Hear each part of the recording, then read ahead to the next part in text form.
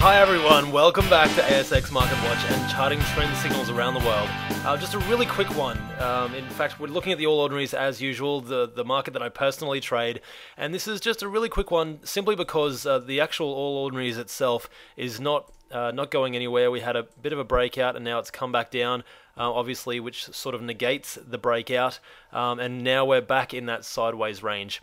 So apart from that, there's something really super interesting that I really want to talk to you about today, and that is time cycles. Now, a lot of people don't really ever get to the stage of time cycle analysis in technical analysis, and it can be very interesting, and some people base their entire analysis on it, and other people don't look at it at all. As you know, I look at trend signals mainly, but this is just another thing that's quite interesting to look at. Now, the idea behind time analysis is we measure it from trough to trough. So in other words, we've got trough, and then we have a peak, and then we have a trough. And, time cycles can be anything from, the 54-year, is it the Condrieff wave or something like that? Something similar, I'm not sure if that's correct, it's something similar, but, like really big cycles like that, through to really small cycles like, a 6-week cycle or, cycles down to minutes and days. The one that I'm looking at in particular that is really awesome, that I've just sort of discovered over the last couple of years is the main one that most people know about on the All Ordinaries is, I think it's a 22 or a 24 month cycle. I don't rate that myself personally. That's just from what I've seen. I don't find it that it's good. It does work, and an example of that would be this one here. So we're looking at about 24, probably a little bit over 24 months there, and that's fantastic. With any cycle as well, there's like a little bit of leeway. Obviously, it's called the orb period, but we won't get into all the crazy details. The one that I want to look at is the 15-month cycle. So obviously, I think there would be two of the 15-month cycles within a 22 or 24-month cycle, give or take, obviously, because they have their give or take periods. I hope all this makes sense. It's a little bit more advanced. But the idea, I'll give you an example, and that way we can get into it.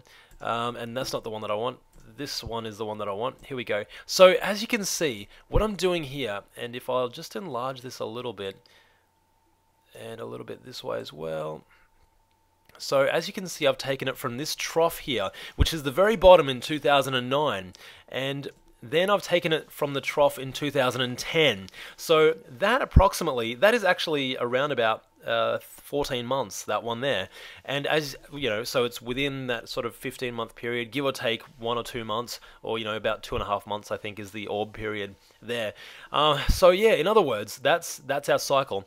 Now, what we might expect is for that cycle to repeat as time goes on. At least that's what some people have found.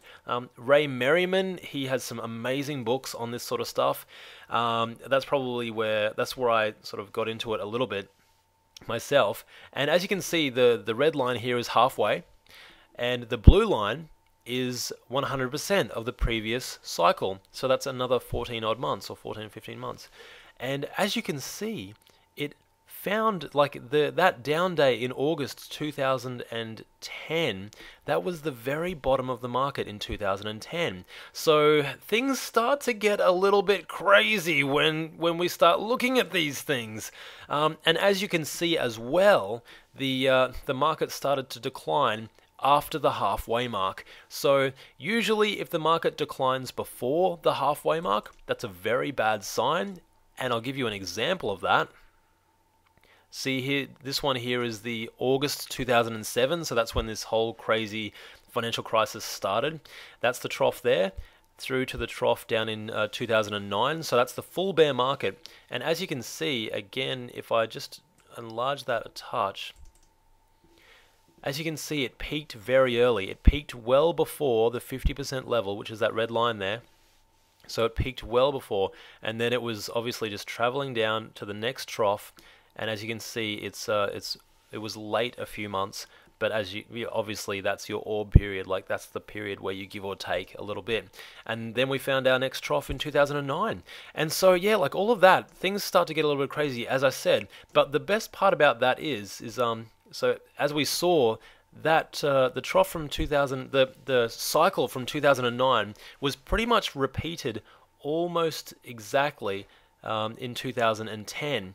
And the reason I bring this up in this ASX Market Watch is if we bring it out again and just enlarge it again. So here's our 2010 cycle, and if this is projecting out into the future now, and as you can see, we're past the halfway point.